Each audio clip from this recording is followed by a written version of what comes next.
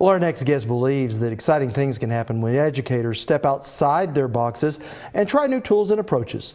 I was able to visit with Kevin Honeycutt before he spoke to educators at Oklahoma Career Tech's summer conference. So Kevin, just how dramatically are our classrooms changing?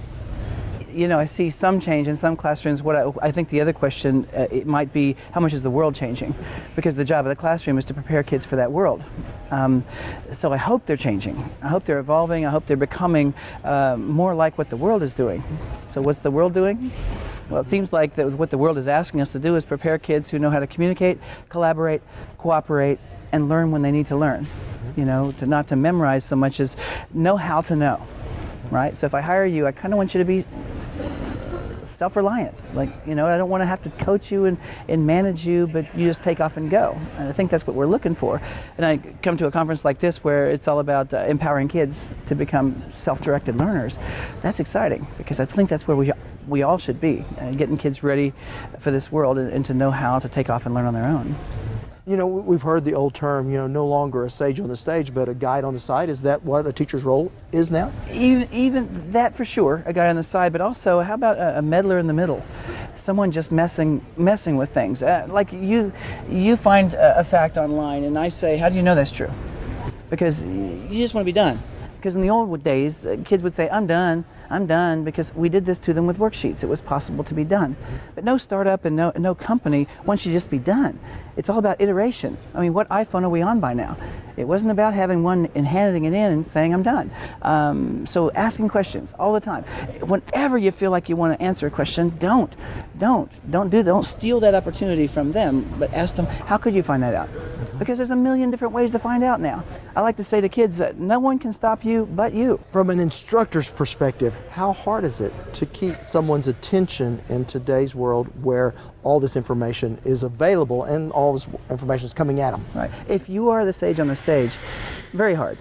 You know, if you're trying to be the infotainment for that class, in a block schedule, for instance, it's even longer. But that shouldn't have been our job probably the whole time. All right? It should have been letting the kids, if the kids are driving their own learning, if they're deeply interested in what they're doing, if they're solving problems and staying after school because they're not done yet, it's not so hard to keep their attention. If we can leverage the devices and the information they have at the palm of their hands and teach them how to whet their appetite for all of that learning, I don't think it has to be hard. I think if we're just going wonk, wonk, wonk, wonk, wonk, it's never been harder because we have to compete with all that other stuff.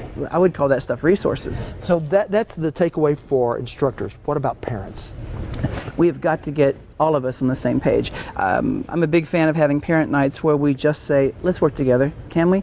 They take these devices home, they bring them to school. Let's build the filter between their ears and help them make better choices wherever they go. Let's stop having it be about a mechanical filter that chooses for them, and let's build kids who know what to do, who make good decisions. And mom and dad, there's no cruise control. You're going to have to, I'm sorry, that the bad news is that you have to talk to your kids every day about how they use technology. And the good news is exactly the same thing. You get to talk to your kids every day about how they use technology. We're going to have to get in the game. I like to say today kids are raising themselves on digital playgrounds and no one's on recess duty. We got to get there, right? And that's exhausting for some of us who've long in the tooth. We've been in this for a while, but I think it's okay to role model for kids that humans have to continue learning to be successful. We don't get to finish, get a diploma, and work for 30 years. We've got to learn every day. And that just sounds like some of your best advice for students as well. Right. Learn every day, get better every day. Use this, right? They say if you rest, you rust. But there's a lot of research on that, how well you use this and how much you use this. It gets sharper with use, you know. But if they're not doing that, if they're on cruise control. The other thing I noticed is kids snack on other people's brilliance, but they have it in the palm of their hands to make their own. And I like to ask kids, what have you made? What belongs to you? That's why I like the maker movement and the STEAM movement. Kids are actually making things, doing things, applying what they've learned. You know, at the very top of revised Bloom's taxonomy is the word create. But often in classrooms, kids don't create anything. They replicate. They copy, they emulate, but they don't create. Well, now we look at STEM and we look at STEAM. We have this chance to let kids actually create, to own their learning. At the highest level of learning, you can make something out of what you've learned. That's when you marry it. Everything else is dating or renting with an option to buy. All right, Kevin Honeycutt, thank you so much. Thank you. So how soon should this type of learning be in our classrooms? Well, according to the experts, from the very beginning. That's because preschoolers are natural explorers, and well before they ever learn to read and write, little ones are still learning by experimentation. But too often, once they go off to school, that creativity seems to go away, and it's that color inside the lines teaching style that may be to blame. Now, if you'd like to learn more about how the juvenile brain works and why process is often just as important as product for young ones, I have a link to a story we shot earlier this summer at Oklahoma's Wondertorium, and it's an eye-opener. To see that, just head to okhorizon.com and look under our value-added section.